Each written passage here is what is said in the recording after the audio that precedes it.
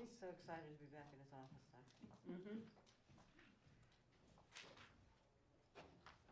Oh, I was just texting you. Are you ready? Yes. Okay, we'll start.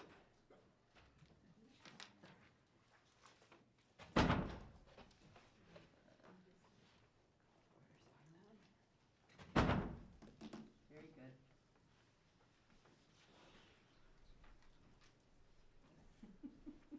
Sorry. All right, everybody, we will get started. It is 7:01, and I will call this meeting to order. This is the Milford Board of Education business meeting. It is May 9th, 2022. If we could all please rise for the Pledge of Allegiance.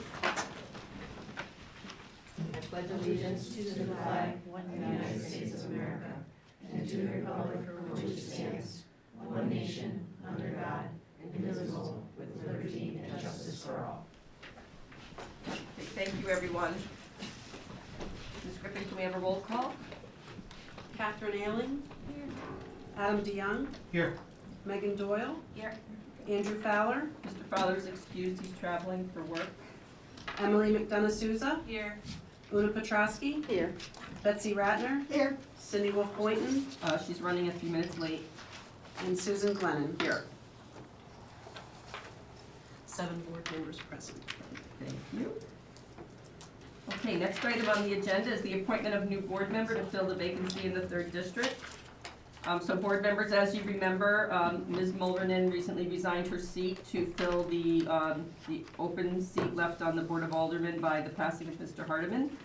So the Democratic Party 3rd District has nominated Ms. Tracy Irby to serve the remainder of the term. Tracy and her husband have made Milford their home for the past 14 years, along with their 2 daughters in grades 7 and 9, who are here with us this evening as well as her husband. Tracy is a teacher of 9th grade physics at Fairchild Wheeler High School in Bridgeport. She states participation on the board would help ensure that decisions are made to provide our children with the best education possible that supports their developmental needs. By supporting our children, we encourage their growth as citizens and residents, which in turn creates a stronger and resilient base within our community. So I hope board members you'll all join me tonight in welcoming Ms. Irby to our group. We're excited to have her join us. Ms. Petrosky, do you have a motion? I do. I have a motion that the Milford Board of Education appoints Ms. Tracy Irby to the unexpired term of the vacant 3rd District seat. Is there a second? A second. Second by Ms. Ratner. Is there any discussion? Seeing none, all in favor? Aye. Any opposed? Motion carries unanimously. Congratulations.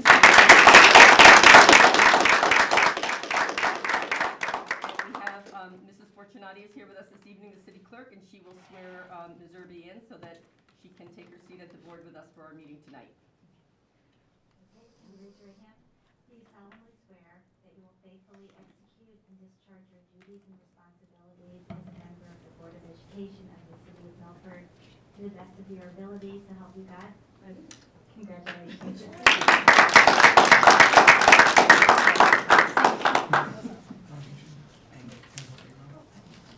Welcome, Tracy.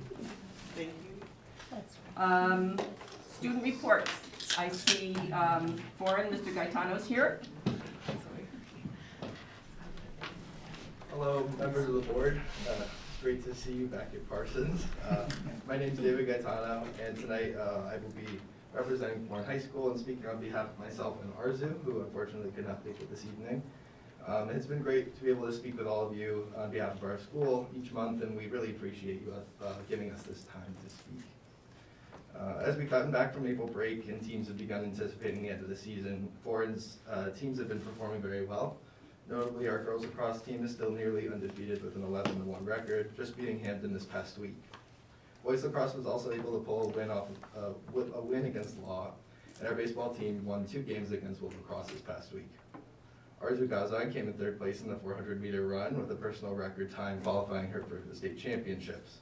And tonight, Warren is hosting their annual 8th grade athletic open house, in which students and coaches will get to talk with incoming students about all Warren and the Milford community has to offer for athletics. And Arzu is actually presenting there tonight.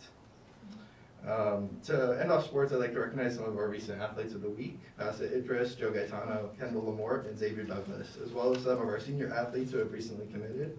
Luke Ubaldi will be playing lacrosse at Western Connecticut State University. Lauren Ardolino will be playing soccer at Colby Sawyer College. And Eva Stagby will be doing track at Chapman University. In terms of academics, our foreign community has been hard at work aiming to end the year off strong in the classroom. Many students are finishing off the curriculum, preparing for AP exams, and finalizing work in anticipation at the end of the year.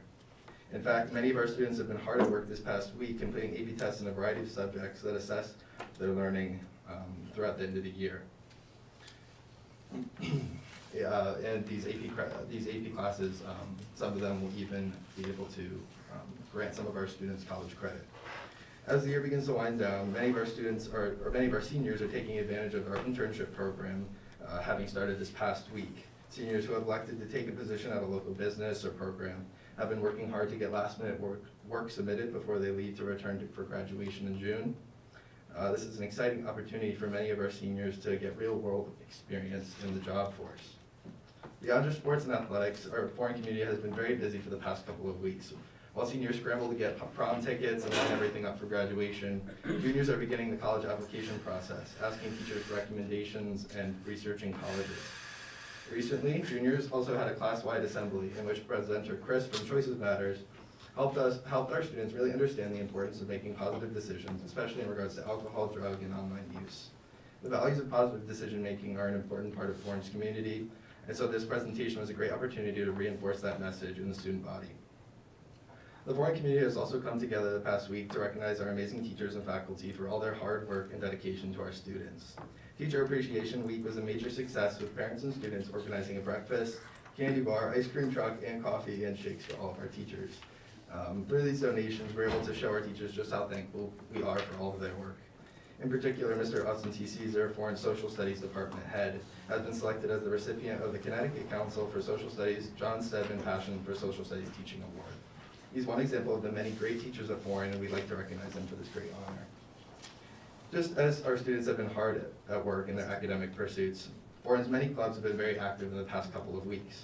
Recently, we've had induction ceremonies for the National Honor Society, Triumph Music Honor Society, and Art Music Honor Society, recognizing those students who go above and beyond in the classroom. These students have worked very hard for these achievements, so we'd like to recognize them as a whole tonight.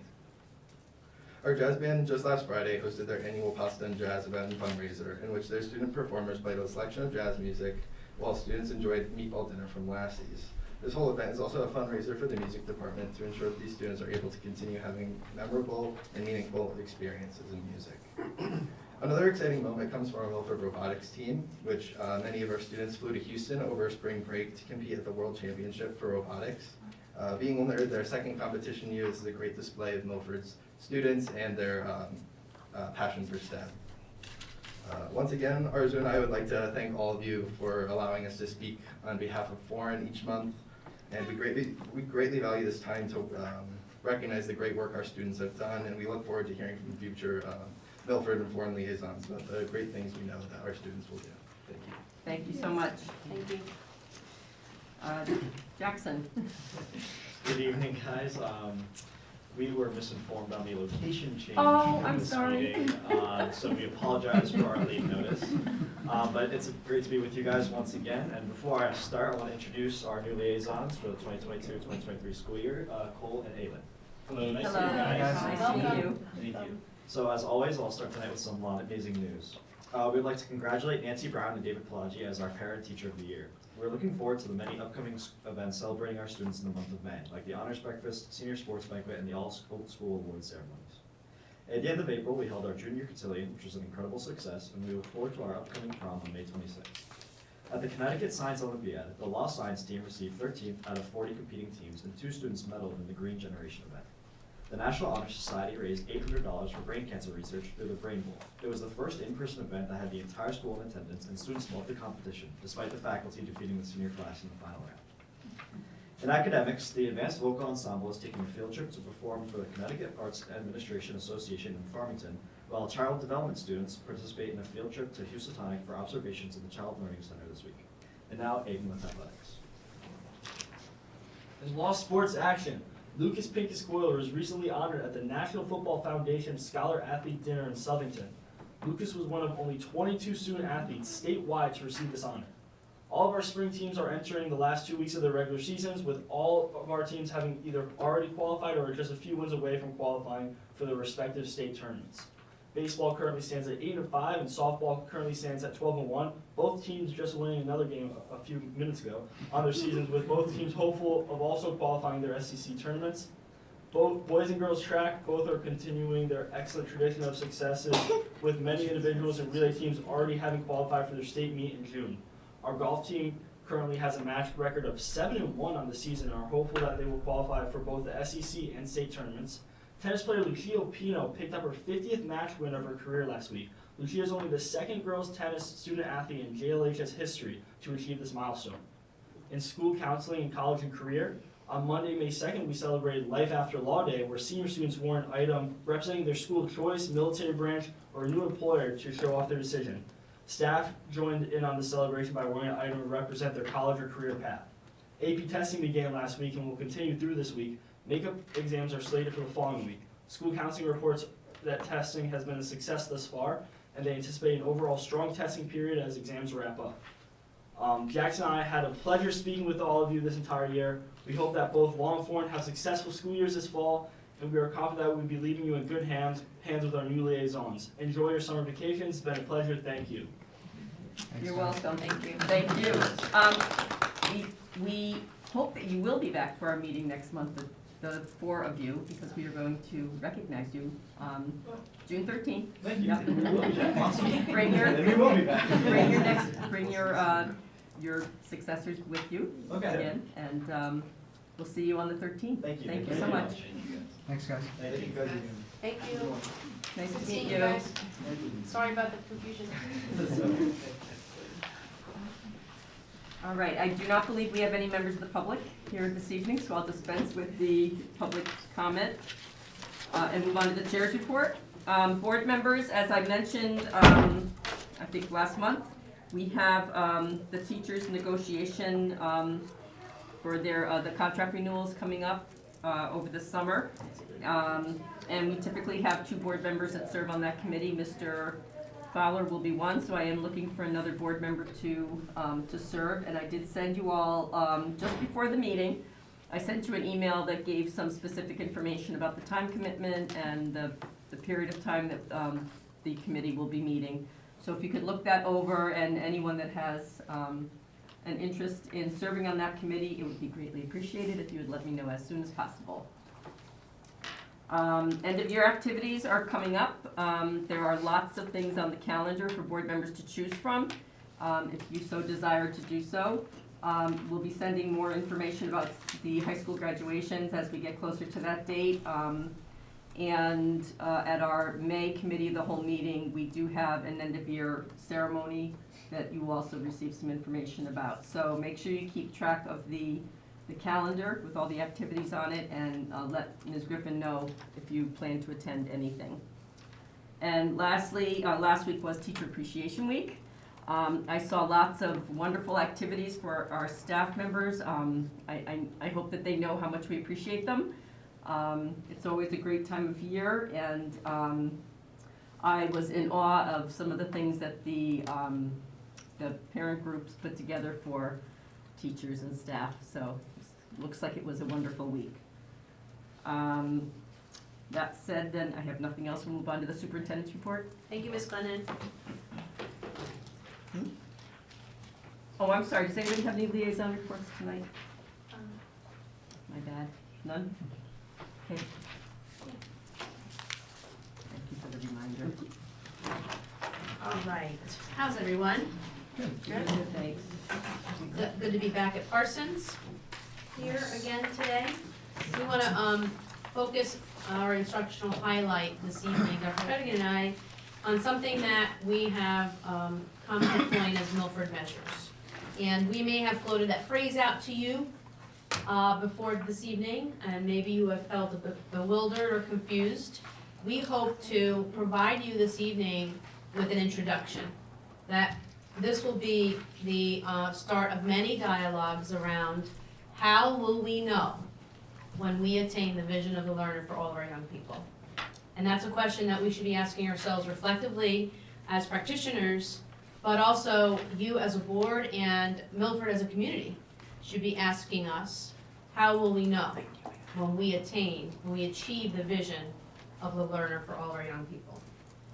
Some of the slides you see this evening, for those of you who have been on the board a while, will be familiar. And I hope that in your mind, you're not thinking, wow, they just recycled a slide. Actually, I'm hoping in your mind you're thinking, wow, what coherence and alignment there is here. That the message is consistent, and the message runs deep, and it doesn't change every few months. So as Dr. Fettig and I were preparing, we were hearkening back to other presentations that we made to you and the public, and even ourselves remarking, wow, it's really coming together. And I hope you will get that sense. Additionally, this presentation, I like to think in my mind is like a one of two parts. Because next month, sneak peek, the instructional highlight is on our strategy map. Or you may think of it as a district improvement plan, or from the good old days, a strategic plan. Nonetheless, a map that is going to outline how will we get to attaining the vision of the learner. Tonight is not how we'll get there. Tonight is, let's talk about the measures, maybe the indicators of success. Maybe the indicators that's going to help us keep our finger on the pulse. To say, oopsie daisy, we need a course correction here before a kid gets to 11th grade and takes SAT. Or whoopsie daisy, we're not really recruiting and supporting the right people to fill our teaching positions, way before we get into personnel issues. So tonight, we're going to focus on the measures that will provide us with indicators along the way, will provide us with measures that will help us understand how is the system working, and help us understand how are our kids doing, okay? So again, coherence, consistency. There are three primary drivers in Milford Public Schools at this time that helps us stay focused on our goals and commitments. And that is the vision of the learner. And I'm going to use that this evening synonymously with the Board of Ed goals, because they are. This board, in the last year, adopted goals that are the vision of the learner. You should be commended for that. That is high-level consistency and alignment. So if I say vision of learner, I'm also meaning Board of Ed goals and vice versa. Secondly, the backdrop of our work, or the foundation for it, is the relationships framework, which is represented by this column of 5 pieces that starts with express care and ends with expands possibilities. That we know that academics and improvement and a growth for young people and staff don't occur unless there's a culture and climate for that is relationships based. And third, the pencil drawing, which I'm hoping we'll get an update this summer, fingers crossed. Our model for high quality instruction that we have defined in Milford. This is what teaching and learning should look like in 485 classrooms, taught by 600 plus certified teachers. Consistency, high level of learning. So the question for us here, when we are looking at indicators of success, and for some of you, you did this reading last year, we have to understand what our inputs in the system are, and then hopefully predictively know what the outcomes are, student learning. When we take a look at these 3 pillars, the vision of learner is the output. The model for high quality instruction and relationships really point toward our systems and structures. So let's dive into that a little bit more. So this is just a slide that took the vision of the learner and we stated it into what goals would look like. Just a reminder, these are Board of Education goals. Here are the 9 commitments that were also adopted by this board in May 24. May 24th of 2021. I'm going to propose that these commitments actually represent the inputs. They represent in the system and structure of how we're going to get to improve student learning. This is the how part. So let's play along for a moment. One of the commitments here is maintaining a safe and secure climate. Another commitment is consistently engineering, supporting, and celebrating high-quality instruction. I would propose that it's not enough for us just to take a look at AP scores, SAT scores, SBA. Dr. Fettigan will touch upon that in just a little while. But as a system, we need to monitor how well are we creating and maintaining a safe and secure climate. That we need to have a plan, not just to say that's what we'll do, but the question we should ask ourselves is, how well are we doing that? And a Milford measure in the future will show us, and maybe something already exists in the system, but we should codify it as practitioners so that we can report to this board and we can report to the community, how well are we doing on safe and secure climate? How well are we delivering high quality instruction in every classroom? Not just as measured by a student number, but how is it really working in the classroom? How can we identify an indicator of success? So I will show you a visual that won't make much sense in a moment, right now, but in a moment it will, because I'm going to put it together with another visual. But what we think will happen is that these Board of Ed commitments, and I just created a one-word summary of what each 9 is, that when we take these 9 back as a team, we will create measures that will inform the input. How well are we implementing these, I'm going to call them systems and structures, that support improved student learning? Everyone had a little bit of a homework assignment, and the only one that is excused is Miss Irby, because she didn't probably get the assignment last week. She did. Oh, she did? Thank you, Miss Bunny. So no, there will be no cold calling. I won't make any eye contact with anyone. Summative assessment on this. No. I'll do a teach into the article. But in all seriousness, if you did not read it, it's a quick, easy peasy read, okay? And it's entitled Linking Continuous Improvement and Adaptive Leadership. And it's a current article by one of the leading researchers right now. He is a hot author, Jal Mehta. In fact, Dr. Fettigan and I are attending a webinar that he is, and we're even considering a book maybe for a town book, even though it's a little heavy. But if you want the title, we can certainly provide it for you. But I'm going to just do an overview of what resonated with Dr. Fettigan and myself as we are considering structures and systems that should inform indicators of success. Very quickly. That a school district must have a collective purpose. And I think we check this box very well. That we know what we're about and where we want to head. We have a committed mission and vision, committed goals, and identified goals and commitments. That's a clear purpose. The article, Jal Mehta and researchers suggest that we should use a compass, not a map. But this is where I'm going to push back on the author. I think we should use both. I think we should chart where we are going on the map and via compass understand where our true north is as a system as we're traveling.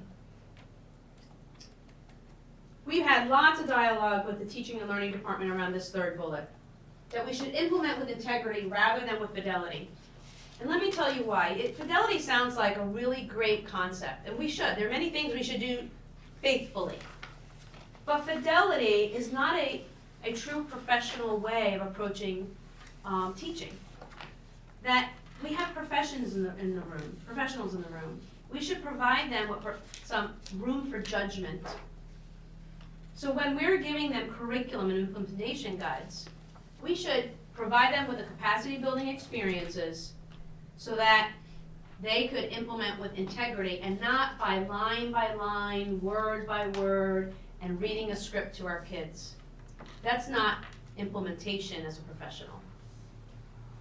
The process of improvement should anchor to dispositions such as disciplined inquiry, imaginative thinking, and reflective practice. We don't do enough talk in our system about dispositions, but it is my hope with the vision of learner that it will lead us to that, and in the work that Dr. Fettigan is going to talk about. Because what we know about the future is that it doesn't stand still. It's changing as we speak. And the knowledge and skills that are required for when our students become adults in the world, those will likely change to a certain degree. But what has remained and will remain consistent are dispositions as individuals and humans. And some of these that are listed, a disciplined inquiry. Don't you want that for everybody? Reflective practice. That doesn't change, that remains consistent. So in our measures, we cannot forget dispositions. This is not just taking a paper and pencil test to see what the kid knows on May 2nd. It's dispositions that carry from age 3 to 22. A big part of change involves pluralizing what counts as data. I really love that sentence. I love the word pluralizing. Because for too long, our success has been singular. Did we hit the test score? Use satellite and map data such as test scores, but complement them with street data, which is a cool phrase in education right now, if you haven't heard, such as the voice of students. And I'm going to give you an example of what we have recently done that captures what I am so proud of researchers saying we should be doing.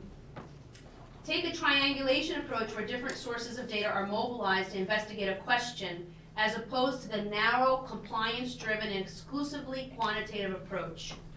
And we're encouraging our administrators to ask more questions when presented with data, as opposed to jumping to conclusions. Data, I've always held for a long time, should cause us to ask more questions, not jump to conclusions. And finally, I hope that all the signals I'm getting from our school system is right. The researchers say none of this is possible unless you build a culture of trust. And I would say that this board is leading that charge by not adopting goals that are compliance driven. Because then you'll get us jumping through hoops and creating systems unintentionally of punishment if we don't hit a certain number. Okay? So let's jump into what improvement looks like.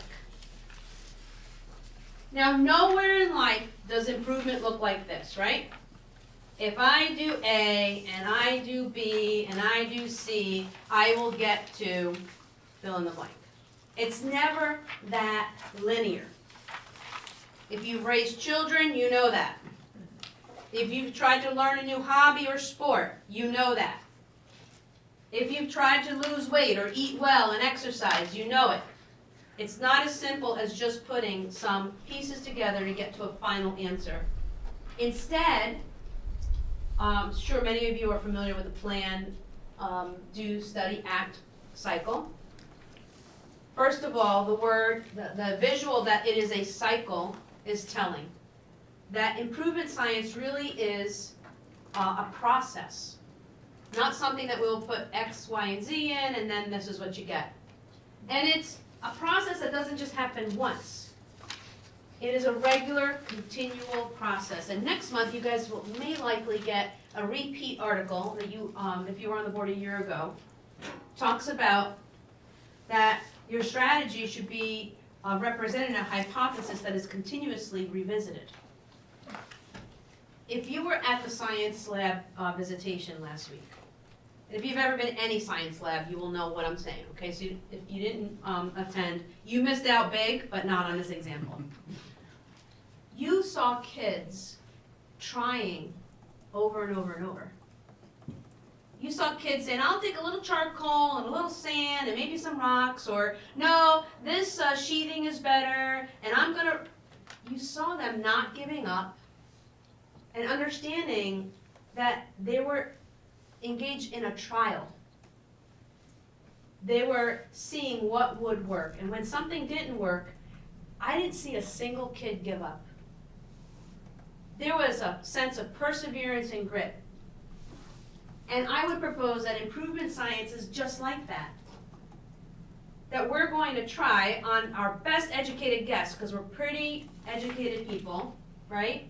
We have a level of professionals in our system that can create plans for us to implement, but they may not always be on this straight trajectory improvement. That we may take 2 steps back, 2 steps forward, 1 back. So as we move toward identifying measures for systems and structures, I've showed this to you before. We really want to understand the purpose of the data point. Assess to meet whose needs. In Milford Measures, the proposal that we'll bring and develop with the board, is we're taking a look at different stakeholders and what data they need. So at the classroom level, mostly Dr. Fedigan will be talking about those measures. What's the pluralized set of data that we need that is going to inform classroom level decisions? How should I change my lesson plan tomorrow is the most effective use of data. What I know about my student today on Thursday should change what I do on Friday. That's data that we won't consume here at this table. There's also instructional support data that we want to pull. There may be some assessments that we decide to develop and implement that will inform how to improve next year's curriculum review cycle. Or it may inform what resources we're going to buy. So there may be some data points that we intentionally put in place that will help these stakeholders make decisions. At our level, though, and it's important to know that this group shouldn't get into this group's data, and so at this level, we should be deciding in the area of Milford Measures, what information do we as a Board of Education need, and as a cabinet or administrative team, to inform policy and programming that we'll approve through likely budgeting. So what data points, as we continue this dialogue, I want you to think, that's your question board. At the policy and budgeting programming level, what data points do we think we need to inform our high-level district dialogue? And that's what we're going to be working on to bring to you as we develop our strategy map. Sneak peek, again, a strategy map not only tells us what we're going to be doing, how will we achieve what we're hoping to achieve, but an integral part of that is what are the data points that we're going to use to inform, is that working? Not just the student data points, but the structural data points. So let me give you a couple examples of what we've piloted this spring that helps us get to potentially, I'm gonna say crosses these 2 lines right here. They'll eventually end up in one of these categories. And I have written to you about this and provided it in some of the updates that I've given. But we have piloted a survey of elementary students, middle school students, and high school students, and as well the teachers of those same buildings. And what we did was, we did a crosswalk of the survey and the vision of the learner and the board's commitments. And we asked ourselves, will this survey give us feedback on how we're doing toward achieving the goals and the commitments? Or how well the commitments, the structures are serving our adults and our children? We asked them things about their students' experience of learning. Do you feel challenged? As a teacher following up with you when you need extra help? Are you feeling safe?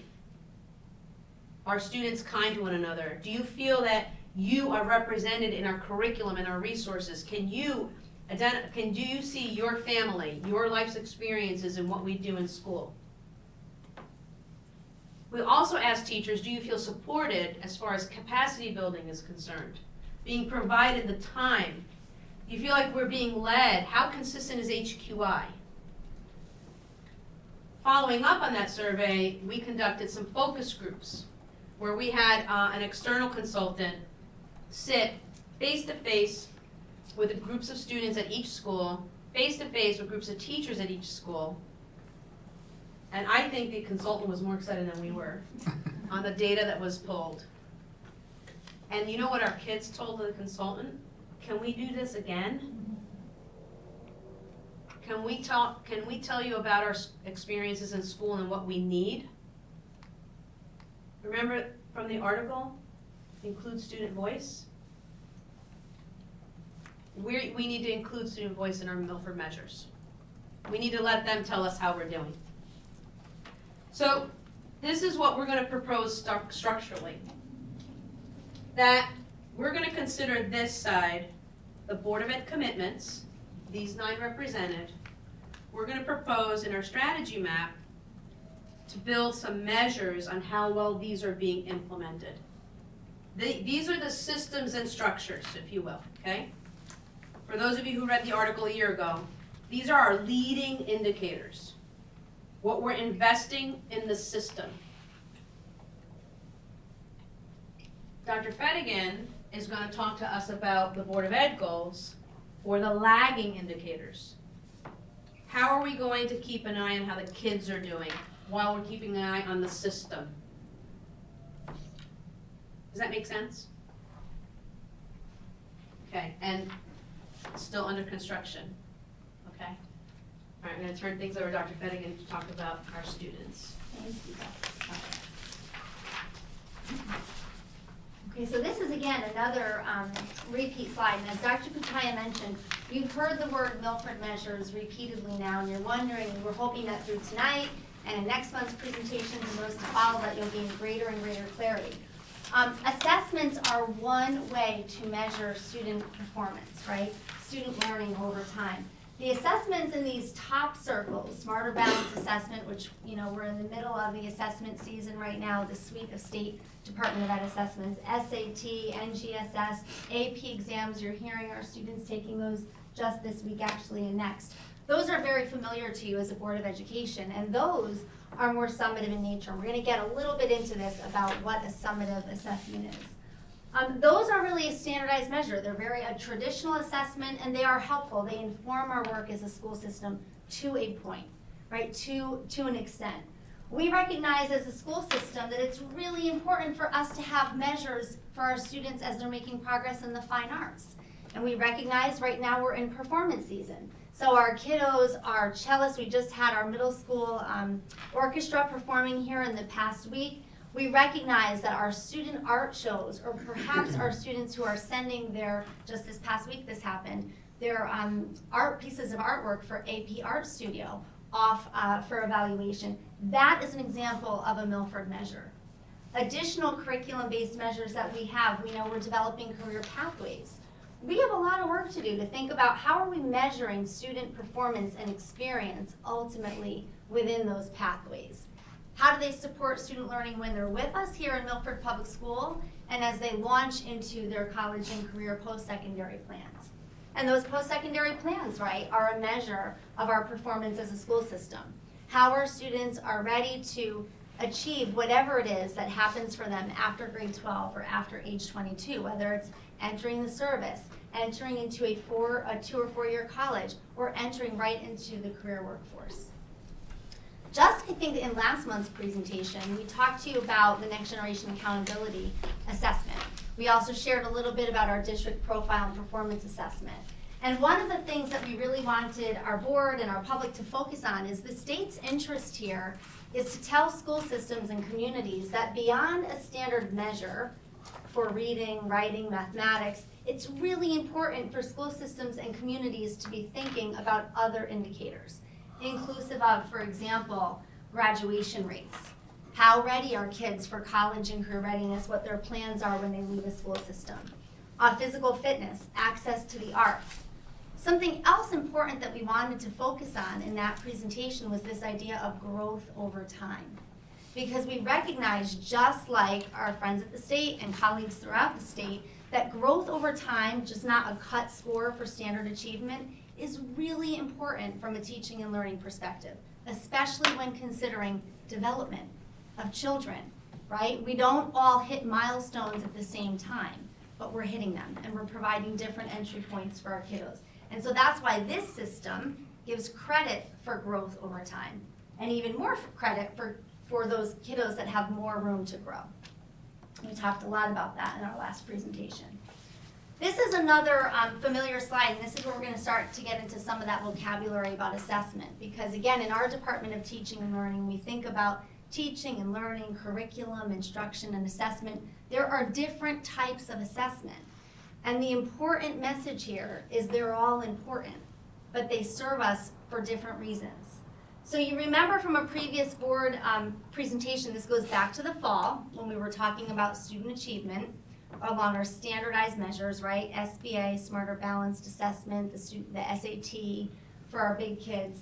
We were talking about how those are really narrow assessments, and Dr. Kutaya's words were getting to this before in her earlier comments, that it can't just be a traditional assessment that a student takes, for example, today, May 9th, AP Comp exam, right? That's a finite moment in time. It could never possibly, with one standardized traditional measure, show what a student has as far as potential in putting together the big picture of their learning. We need to develop assessments for deeper learning that are more interdisciplinary, that are developmentally appropriate, and speak to the progression of learning for the whole child.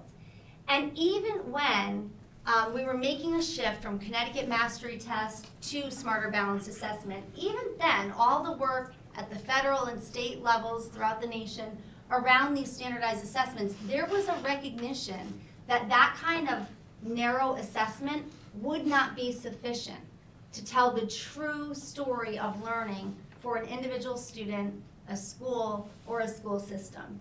That for accountability purposes, and more importantly, to respond to student learning and to make sure we're ready for next level of learning, we need other kinds of assessments. We need other kinds of measures. Now there's a cautionary tale, right? And I know for our educators in the room, whether they're here or they're sitting at the table, we have some educators, we recognize that there's a cautionary tale for how we use metrics. In anything, really, right? In health and medicine, in public school education, metrics done right, assessments, scores, measures used right and responsibly can be a fuel for continuous improvement. Albeit it's not always a straight linear line, we recognize that. It can be a fuel for improvement. But metrics done wrong, or used irresponsibly, or in malpractice, can become a driver of ritual compliance.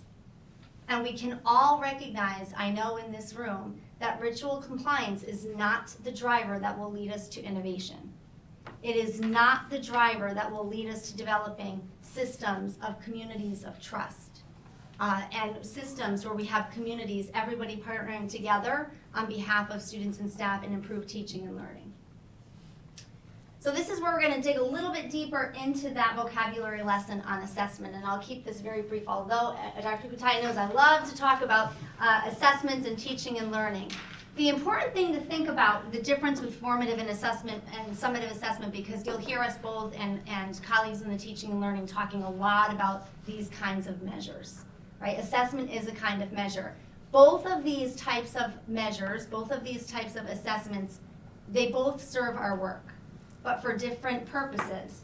The summative assessments are those narrow, more traditional assessments. For example, a Smarter Balanced Assessment, the NGSS assessment.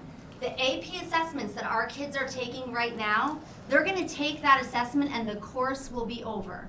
Case closed. They will move on to a different subject, albeit likely another AP course for many of our students, or those that are graduating may likely get college credit for their performance. But they will move on. That's a summative assessment, end of story. The formative assessment is serves a different function. The formative assessment helps us as teachers know in the moment, real time, where is the learner. And it helps us to identify a strategy, an instructional move, an instructional strategy of what to do next to promote deeper next level learning. Now I can give you an example in a classroom beyond the summative assessment, like we just talked about, AP exam, at the elementary level, a formative assessment might be a teacher sitting at a reading table with a student, listening to a student read and doing a running record, listening to the students developing fluency, asking comprehension questions. That's a formative assessment. The teacher's right there scripting and thinking about the next instructional move, the sets of questions to ask, how to grow and move that reader. That's a real-time assessment. Classroom discussions, when the teacher sits back and listens to the kids push one another in their thinking, that's rich opportunity for formative assessment. Most of the time, our instructors are so skilled at this, kids don't even know they're getting assessed, right? It's like sneaking the cauliflower into the mac and cheese when it's done really, really well. I'll give you an example that's on the road. Many of our high school students now out in the spring are trying to get their driver's test. Now, the summative assessment is when they go to DMV. They take the test, the one that's on the computer or the one in the car, end of story, they pass or they don't, right? That's it. There's one, they're either gonna pass or they're not. The formative assessment opportunity is when the kid is in the car with the instructor and the instructor is giving feedback to that driver in the moment about their performance. That's a formative assessment, and that's how we get safer drivers on the road, right? So that's a real-time example of in classroom and beyond. Dr. Pataya mentioned in her earlier remarks, and there was a bit of this mentioned in the article that we all read, about knowledge, skills, and dispositions. And I'm so excited for us to share with you tonight the work that we're really just beginning to dig into from a teaching and learning perspective. It's not just important to think about how we assess and how we develop multiple measures. It's also important to think about the what. And we have very strong, viable curriculum. We have a rich curriculum cycle that's driving our work in this area. But we know that knowledge and skills, right, are transitory. Knowledge and skills may be fleeting. What we thought we knew today might be old news tomorrow. Skills that are needed in the 21st century are somewhat also changing. I went on recent college visits with my oldest, and one of the things that I heard from each of the universities actually was whether, and they're having the same conversation at the post-secondary level, whatever they're planning for their learners, whether it's continued study or workforce life right after, future employers aren't so much interested in the exact knowledge and skills. They're thinking about dispositions for employees entering the workforce. That's what we need to be focusing on right here, pre-K-12. So we need to be thinking about measures, traditional measures. We're really good for years about measuring knowledge and skills. We need to get more creative about finding ways to develop measures so that we know how our students are making out with the development of these dispositions, which are very alive in our not only commitments, but in the board goals, as Dr. Pataya referenced, our vision of the learner. How well are students collaborating? How well are students defending a position and being able to articulate what their thinking is? How are our students doing in the development of their citizenship and how they engage with others? And why? Well, as Dr. Pataya mentioned, the future is changing. Innovation is happening every second, and we need to foster innovation in our classrooms now. We cannot wait for our students to be in 11th and 12th grade to decide it's time then to check and see how they're doing toward vision of the learner, and are they ready? Are they ready for post-secondary life? The future is happening now. We need to be thinking about knowledge and skills and dispositions, and we need to be thinking about multiple measures to give our students practice in fostering those throughout their experience with us pre-K-12 or preschool through grade 12 or age 3 to 22. Now this is where I'm so excited to share with you our recent work in teaching and learning. And you've probably heard, if you're keeping up with the statute, and I know we've talked before about graduation requirements and how they've been adjusted pretty recently, mastery-based diploma assessment. Now, the text that's grayed out behind is the actual statute. You know our students in Milford Public Schools have to complete 25 credits to graduate. One of those credits is a mastery-based diploma assessment credit. That's compliance.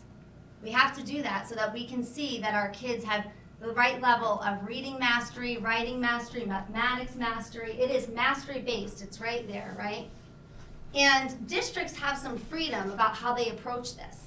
It would be very easy for us, and Dr. Patai and I talked about this a lot, to take the teaching and learning department and together develop a test, right? A standardized assessment that we could give in 12th grade.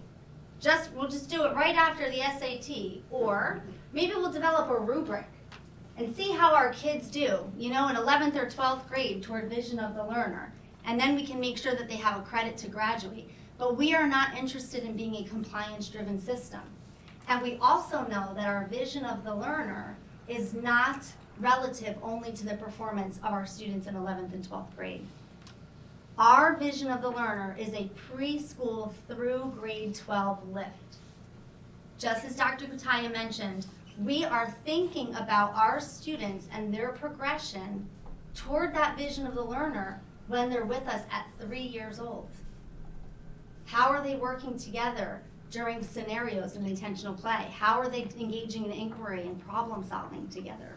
We need to develop measures that help us understand how we're progressing as a school system in this area.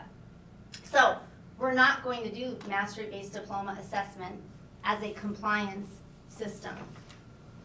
We're actually going to Milfordize this. That won't surprise you, I know, because we are really about authentic teaching and learning experiences in our school system.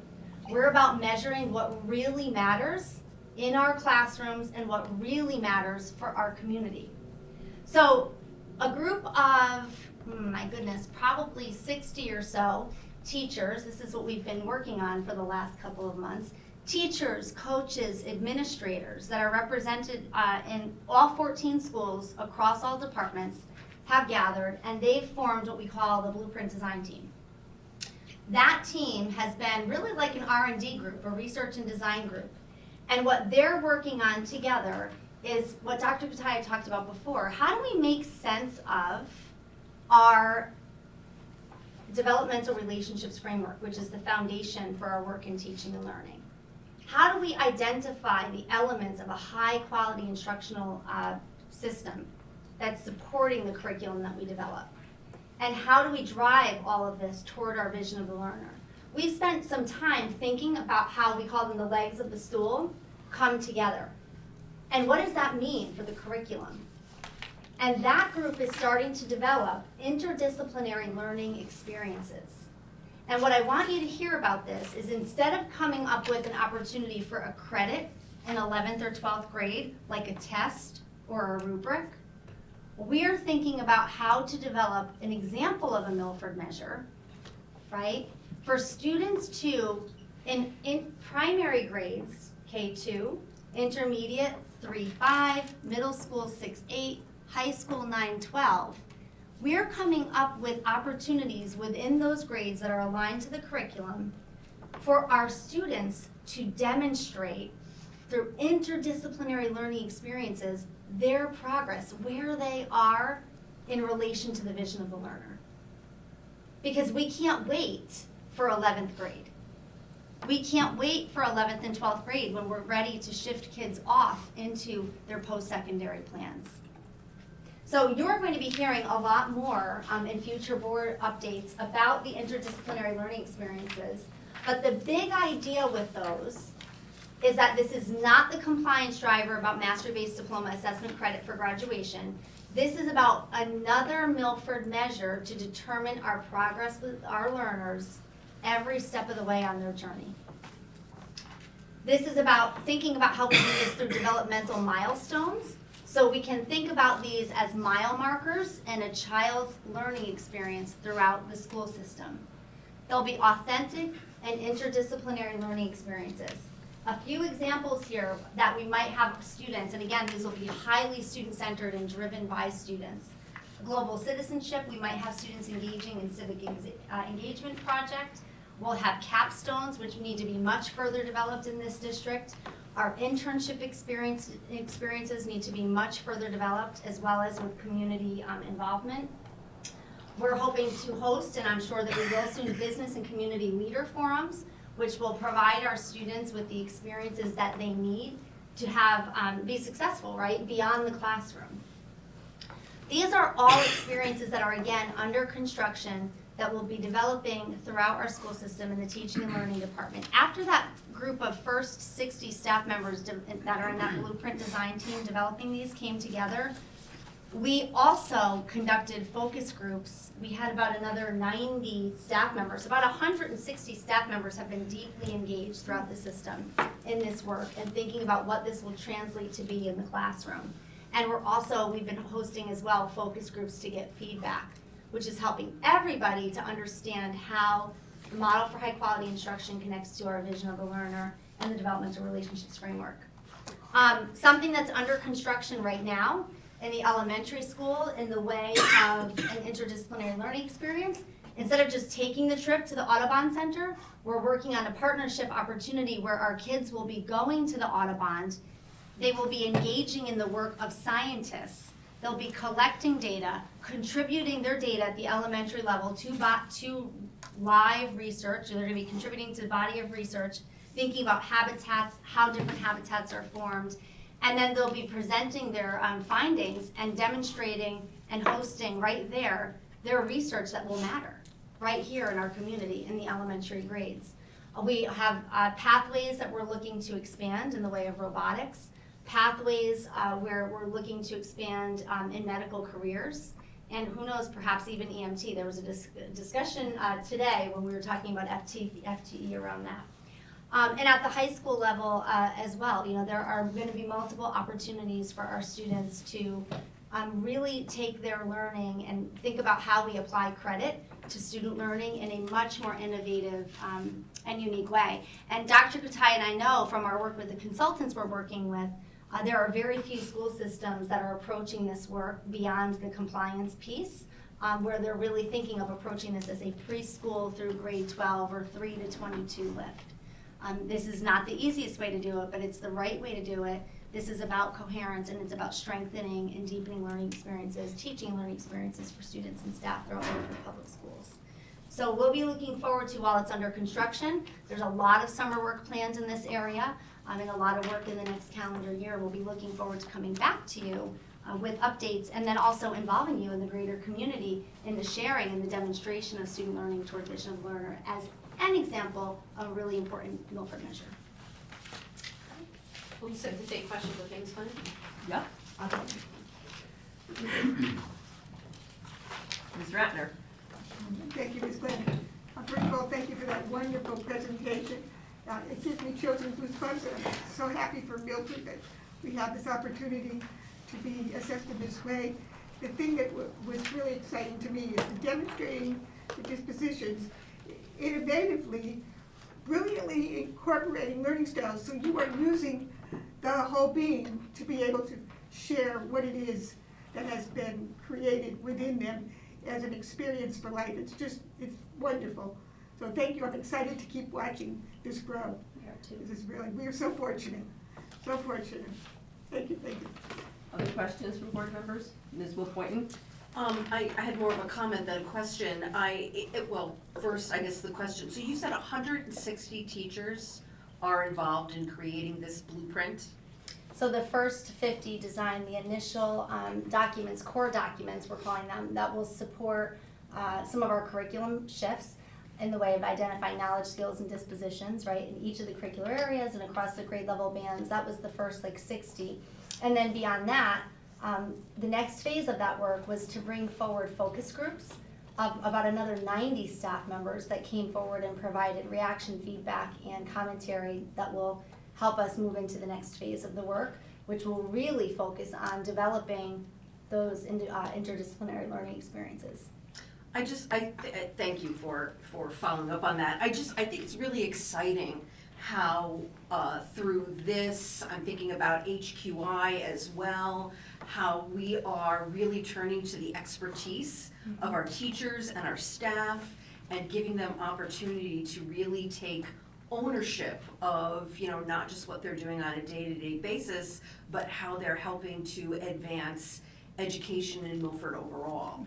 And when I think about the science night, the other night at Live Oaks, watching those kids do those trials, as Dr. Kataya mentioned, when they failed, no one was upset, right? No one was upset it didn't work. It made them more determined than ever to try to figure it out. And again, they had this real sense of ownership over their own learning. And I just think that's really essential at this time, as you mentioned, where, the future is now and we're moving so quickly. And, disposition and that teaching our kids how to be real problem solvers rather than just be able to regurgitate knowledge, right, is so valuable, and I think it's amazing what we're doing. Ms. McDonough-Souza. Thank you. I just want to reiterate what my colleague said.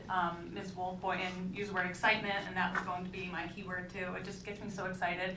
I have a lot of friends and family who work in education and teaching, and I feel like the common refrain in years past has been like, oh, these test scores, like the focus is so much on test scores, it's so frustrating. And so, like I said, this gets me really excited. I'm curious, and the answer might be no, but as far as, does this require, do you have any concerns about the capacity and the resources that we have as far as, when you're giving examples such as formative assessments and the teacher reading one-on-one with the child, like that sounds great to me. But then I'm thinking, well, the upside to doing a test is that you get to test a large group of students in one fell swoop, and this seems like it's much more labor intensive. And I'm just wondering if you have any concerns about the resources that we have and if the board should be concerned about that. I wouldn't call it a concern, but I think we need to be planful. Yeah. That our staffing and programming and budgeting is based on our future plans, not maybe some traditional drivers, i.e. enrollment, right? So I think we should be asking those questions during instructional highlights and budgets on particular lines, professional learning lines, instructional supply lines. So there are things that we will be bringing up in future budgets that will be absolutely impactful on potentially budget, let's say. We've highlighted a little bit of that through the middle school schedule. We already kind of put that on the table. Intentional play, that is an investment. So there will be things coming through our Milford measures and our strategy map that will require us to reconsider additional resources or different use of the current resources. And both of those sometimes can get a little contentious, right? So if we consider a current resource and we want to revamp it or use that for something different, that disrupts the system. So we'll have dialogue like that at the table. So I wouldn't call it a concern, but most certainly it will be part of our planning. Okay. Thank you. Great question. Mr. Dion? Thank you. Also, I won't belabor it, but I'm really excited that this is happening. When my daughter started kindergarten, we tested a lot in kindergarten. And I've noticed a remarkable shift already away from that, so that's excellent. I wanted to ask about this piece of disposition. And I know you're still in the planning process of this, so you may not have the answer yet. But disposition, thinking about, I don't want to use the word assessment, but assessing kids' disposition in some ways is a shift for parents specifically, and how they would think about success for their kids in school. So I'm wondering what kind of communication is planned or what you're thinking about in that realm to, sort of communicate this shift to parents. I do think that the traditional literacy and math nights may look a little different in the future, right? So it's not just about this is what the kid is learning in math, but particularly with the kind of math curriculum we're rolling out right now, I mean, a kid really, and science, so we saw the other night, the kid really has to demonstrate some level of resilience and grit, right? So when the trial fails, we saw disposition on display the other night. The kids, there was resiliency. There was a perseverance. There was a grit, right? So I think it's gonna be incumbent upon us when we have those literacy, math, science nights to talk about, so what are we looking for here in disposition, right? I think we'll have to change our reporting system, so going back to the question that was just asked, it's not just about the resources that may be occurring in the future, but we may need to revisit report cards and, look, you wrote. This is coherence right there. Yeah. And that people don't really like when you touch report cards, right? So doing it differently with parents will require us to do a level of instructing as well, but change will be hard in those areas. So traditionally, because we've all been to school, we like what does my kid know and what can they do? Knowledge, skills. Is it an A? Don't tell me it's a 4. Don't tell me it's, what's the GPA, right? So we have all these old constructs. You can see where this is going, right? You just look at this chart with the knowledge, skills, dispositions. That doesn't feel like a current construct of reporting right now. So we'll have to do some educating. The community book talk, community conversation will help.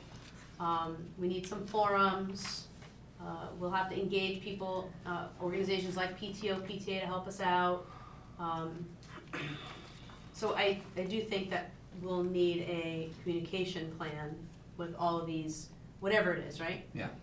And the standards are written to support that shift, right? So we know the NGSS, Next Generation Science Standards, it's incumbent within those standards to have an instructional shift, have a shift in assessment, and to move beyond knowledge skills. Certainly the NGSS standards align themselves to disposition and inquiry. So the same thing with mathematics standards, preschool through grade 12.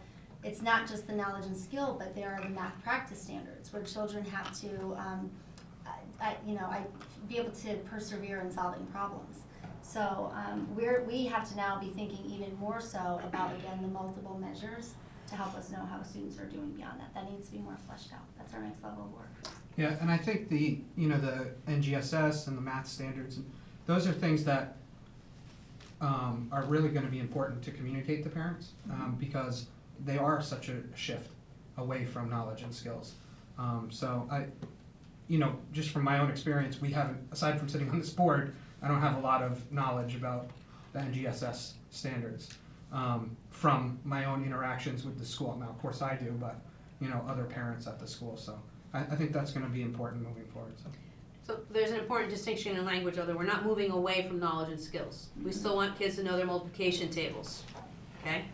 For sure. We want students to understand the basic elements of science in their life. It's just not going to be solely a focus on knowledge and skills. How does this element of dispositions actually enforce and work to the betterment of knowledge and skills? So those kids are going to get to a lot more science elements because they had a level of resiliency that day that they weren't going to give up after a failed trial. And we saw a couple of first failed trials that were, and we have a phrase amongst ourselves that mistakes equals learning. If we're not making mistakes as adults or kids, we're not learning. Right. Yeah. All right. Thank you. Other questions or comments from board members? Yes. Thank you.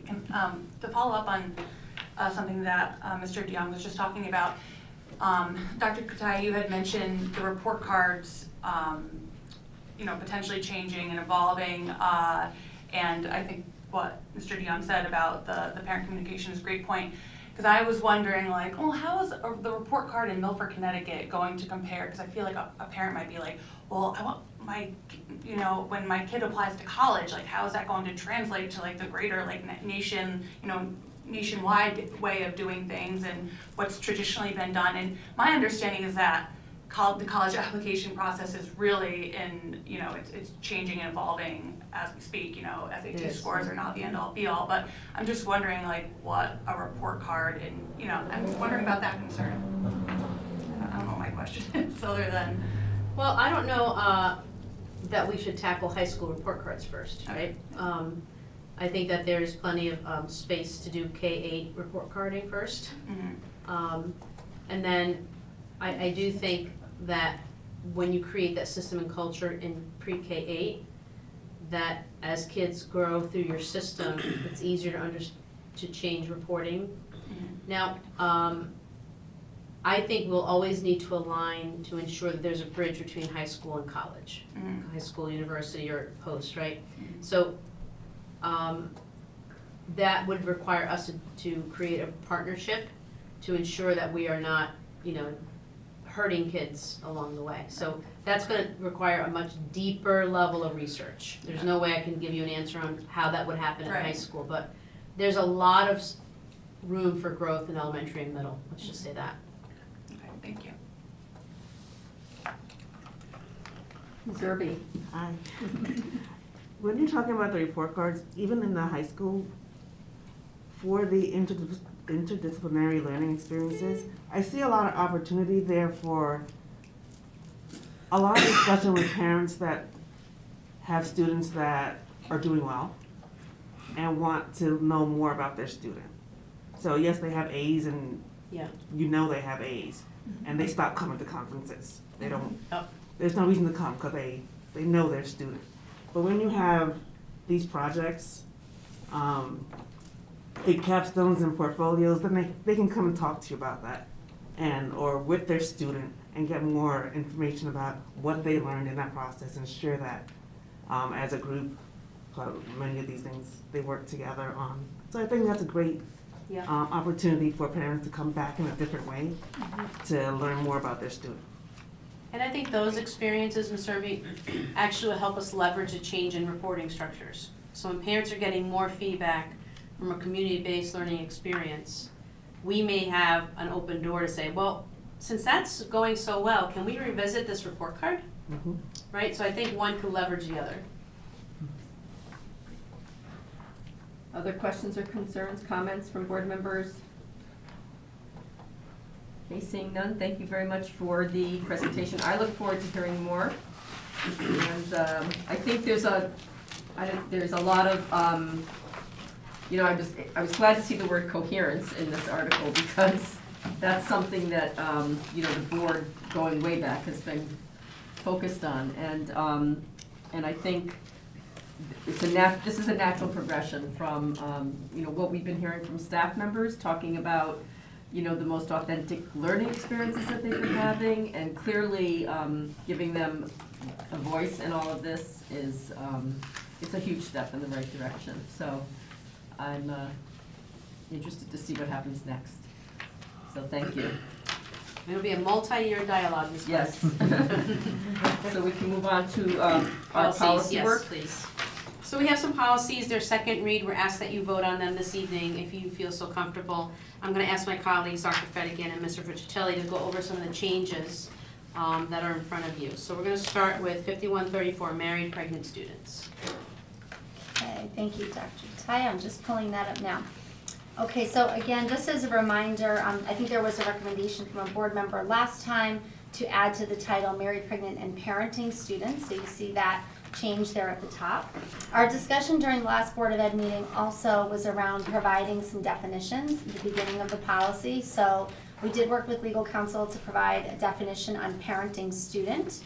And so that is there before us now. A parenting student is a student who is the parent of a child regardless of the gender of the student. There was also a recommendation to include the definition for PPT, or planning and placement team. So that has been included for us. The other question was around the line that appears at the end of the policy, the third paragraph up. The policy begins with a student who is both under the age of 17 and a mother. The sentence I want to draw your attention to is the one right after that, the second sentence in the paragraph. The board may, by a majority vote of the members of the board present and voting at a regular or special meeting of the board called for such purpose, assign such student to adult education classes. And just as a matter of practicality, that's how that has to happen. That would be done through a board vote.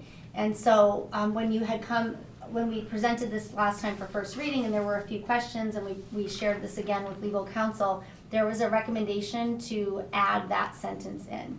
That it just by practical nature, it is the board that would make a majority vote for that decision. And then you also see in blue the word both, a student who is both under the age of 17 and a mother. And I checked with legal counsel multiple times. They were probably wondering why I kept asking the question. But it is in fact, this part of the statute is only for students who are under the age of 17 and the parenting mother. So I double checked and then I triple checked, but in fact that's the way, according to the law, it should be written. And those are the major changes for the second reading. And there was one other question. A board member asked if this is a required policy. It is not a required policy, but it is the recommendation that we adopt such a policy so that we're prepared to meet the needs of all students in Milford Public Schools. So it's not a required policy, but there is state statute that informs the policy? There is. Yep, there's state statute that informs the policy. And so, not being required, are we still obligated to stick to the statutory language? That is the recommendation of our legal counsel. I'm just surprised by that sentence that was added, because I know. this is not an action that the board typically would take. It would typically be the superintendent's decision to give permission to the student to do that. And the sentence actually seems to me, it kind of conflicts with the sentence prior, which, so it says that the student may request permission from the superintendent or his or her designee to attend adult ed classes in lieu of regular school. But then the board has to actually vote on that, so,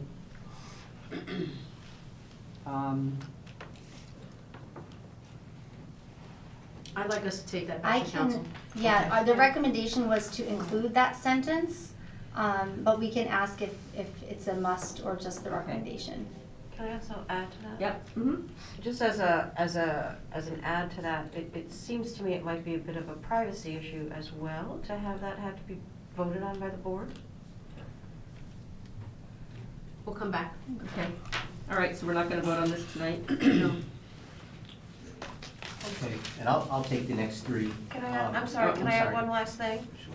So the legal requirement is that both under the age of 17 and a mother may request?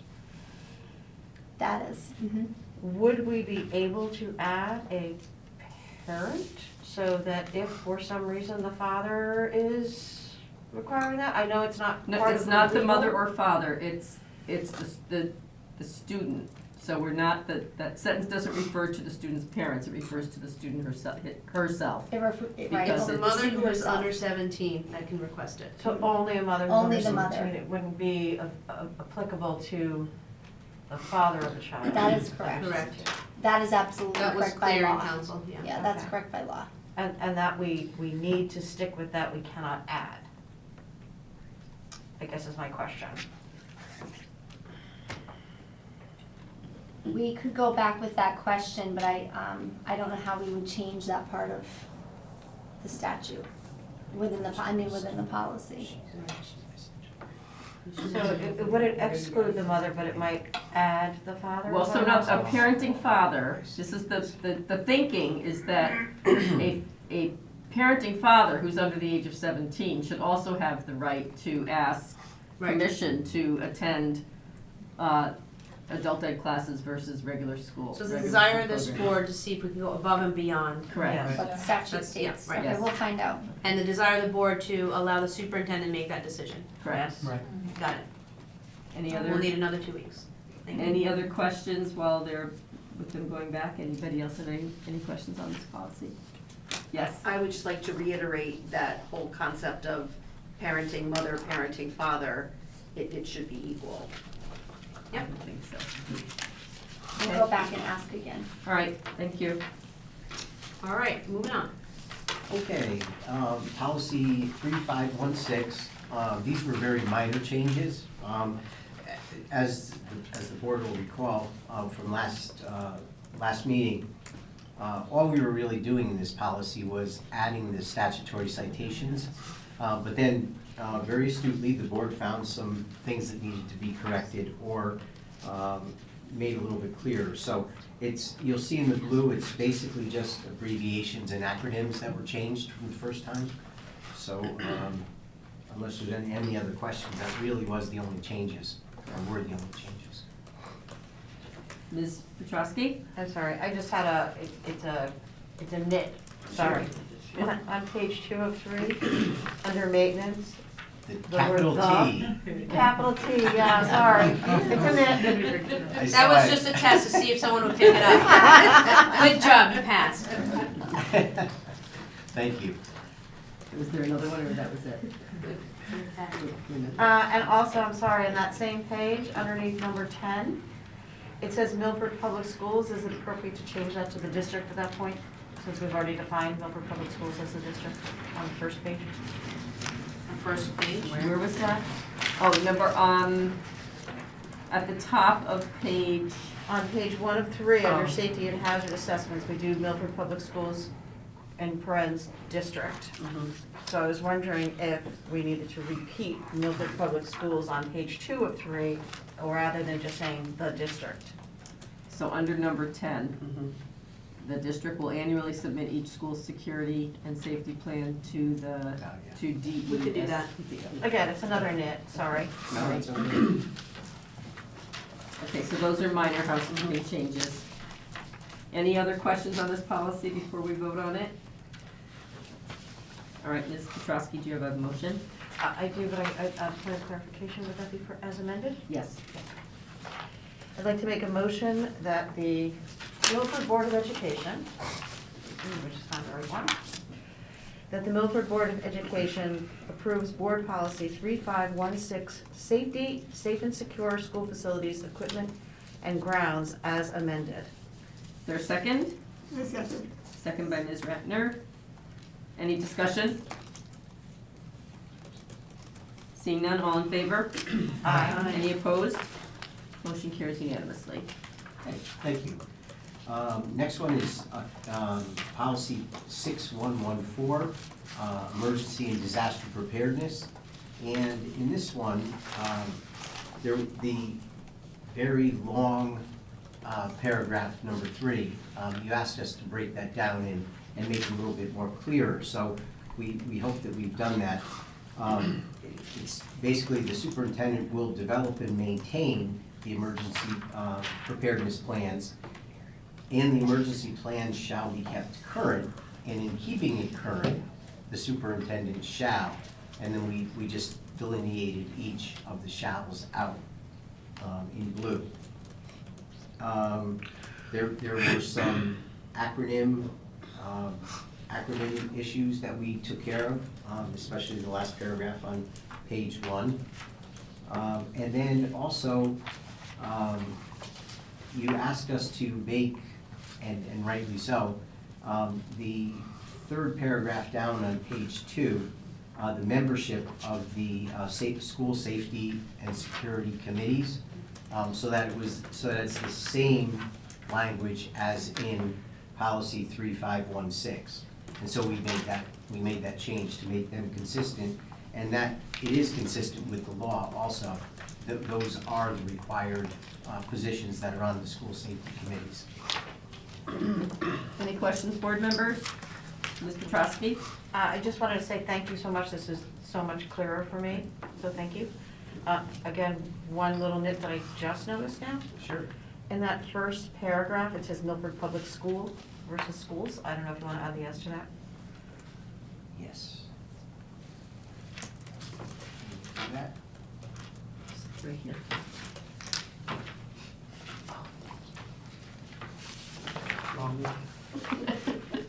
Any other questions from board members?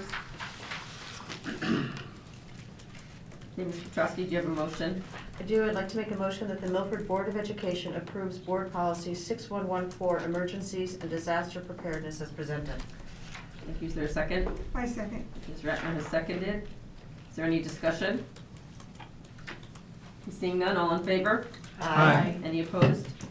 Okay, motion carries unanimously. Okay, thank you. Last one. And the last policy, 7551, this is naming and commemoration of facilities.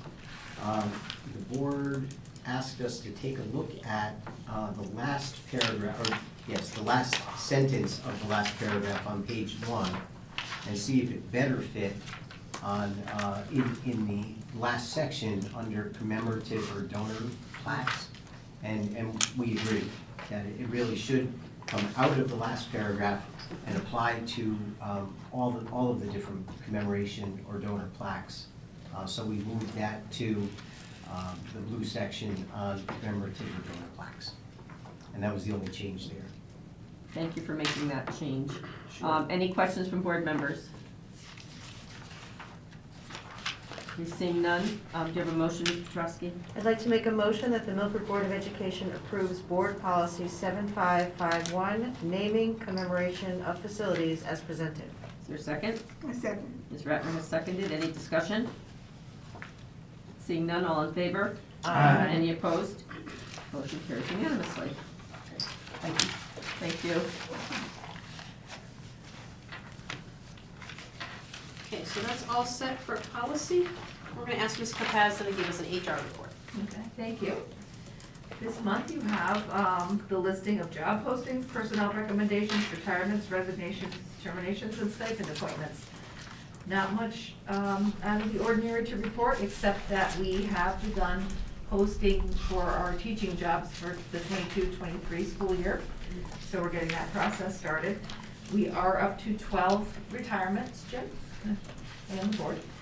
But we also have had a couple of resignations, so we, felt it important to get it an early start and jump on the best quality of teaching candidates that we can get.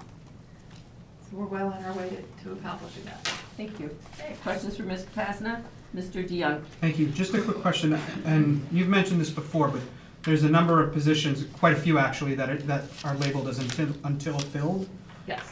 Are any of those ones that we're struggling to fill, or is it just that you're keeping those there because there's a continual need for them?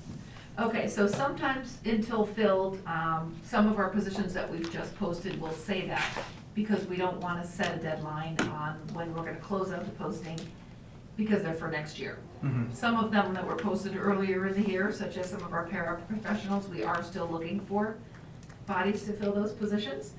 So it really just depends on what we feel we're gonna get as far as response. Many times we will put a week or 2 week deadline on it if we think it's gonna be overwhelmingly responded to posting.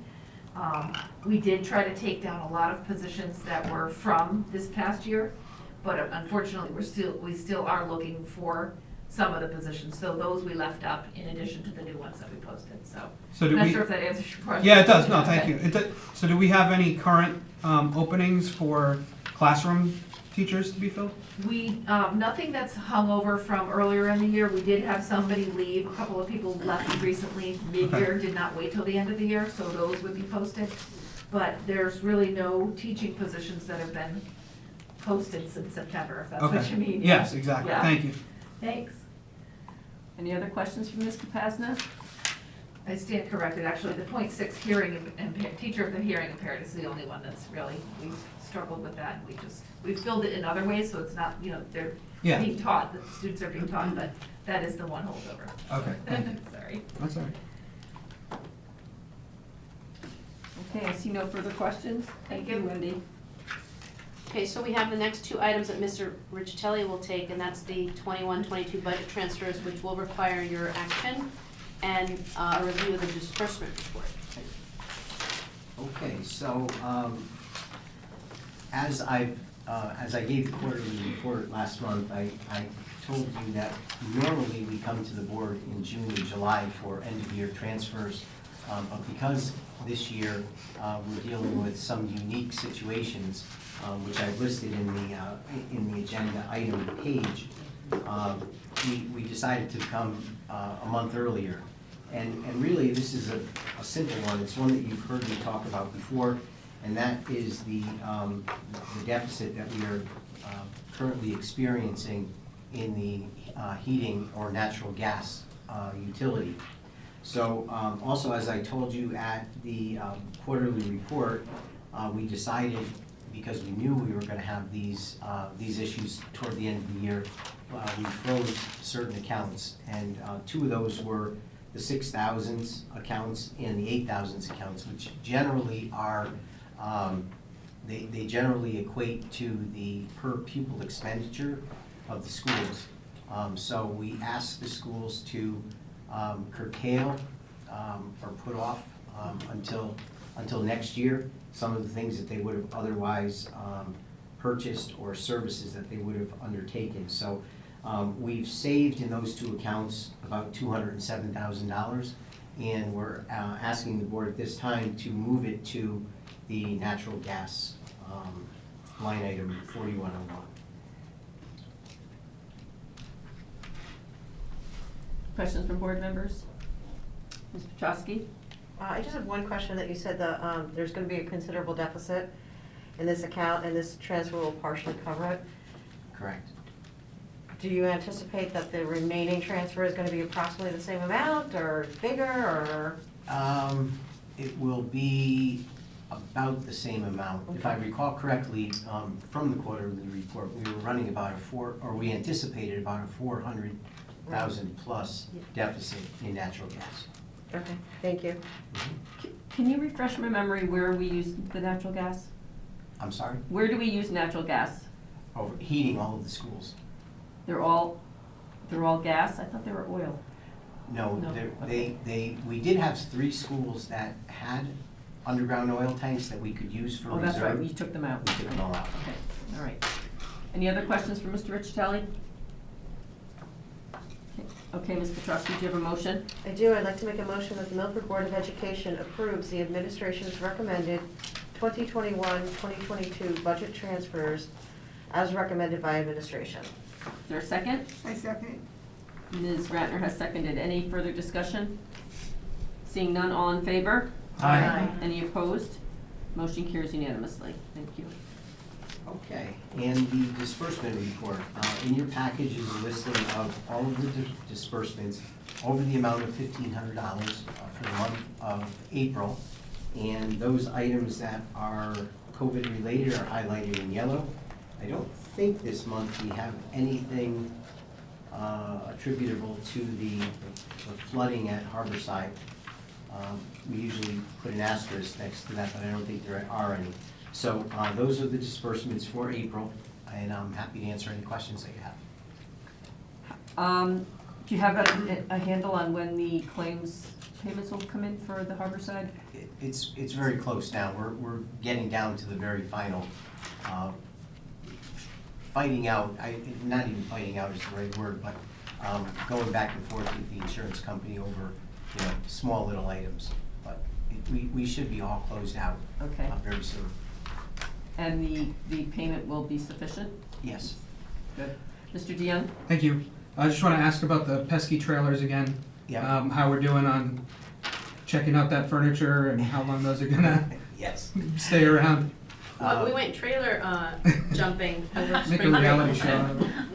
Yeah, we're currently, as Dr. Gataia said, over spring break, we opened up some of them. We all went in and took a look to see, typically what's in the trailers.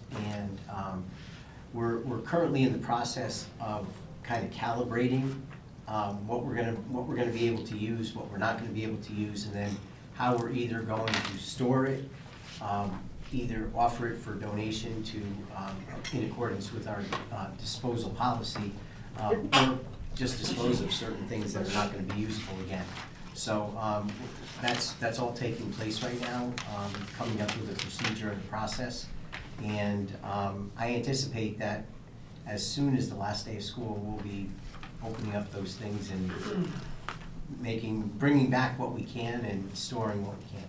Okay, so that's what you anticipate is the end of the school year? Yes. Okay, great, thanks. And then we'll have no more trailers? Or most of them will be gone?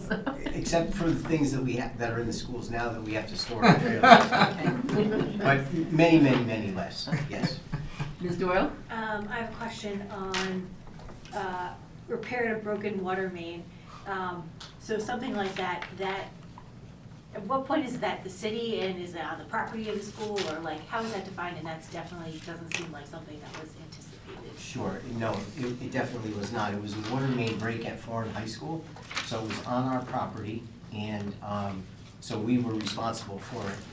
And we have a deductible for our insurance company of $25,000, so this is under the deductible, so we're on the hook for it.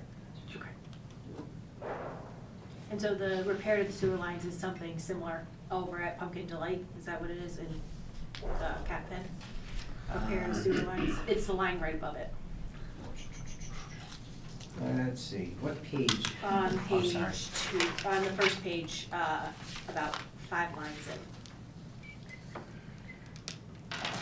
Oh, okay. No, that would be the United Sewer and Drain, that's just internal, internal to the schools where we have, some type of a blockage. Those happen, I don't wanna say regularly, but they happen often, where, we have, pipe back up in a school, and we need to have a company come in and blow it out or clear it out. Okay, and then I have last question. All of, like, literally 1, 2, 3. So the repairs to the baseball fields, so that softball and baseball field at Foreign, and that's every year because of because they're turf fields, aren't they now? So that's a reoccurring every year. Yes. expense. Thank you. Any other questions? Okay, I see none. Thank you. That concludes your report, Dr. Kataya? Yes, ma'am. All right, move on to consent agenda. Ms. Petrosky? I'd like to make a motion that the Milford Board of Education approves consent agenda items, minutes for consideration, April 11, 2022 business meeting, and April 25th, 2022 committee of the whole meeting. Thank you. Is there a second? A second. Ms. Ratner has seconded. All in favor? Aye. Any opposed? The motion carries unanimously. Board comment? Mr. DeYoung? Thank you. Just want to thank administration for inviting us into the schools, which has been alluded to a couple of times. Today, since the last time we've had a chance to talk, we were able to go in and do walkthroughs of both West Shore and Harborside Middle School, and Mathewson and Calf Penn Meadow Elementary. And this past week, we were able to go, as was alluded to earlier, witness the science labs in action.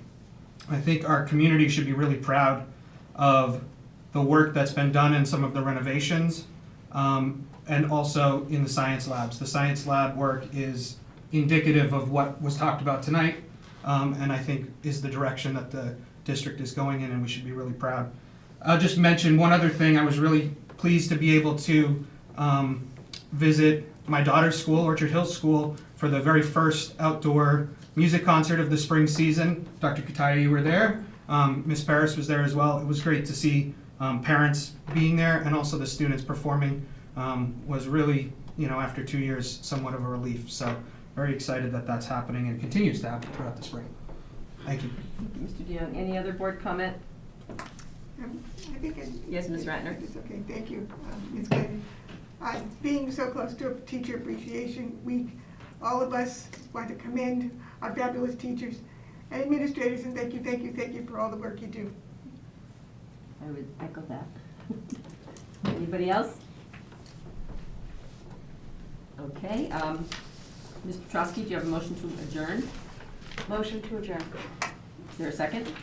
I second. Ms. Ratner has seconded. If there is no objections, we will adjourn at 8:38 p.m. Thank you, everybody. We'll see you in 2 weeks. Thank for you. the Committee of the Whole meeting. Thanks, Ken.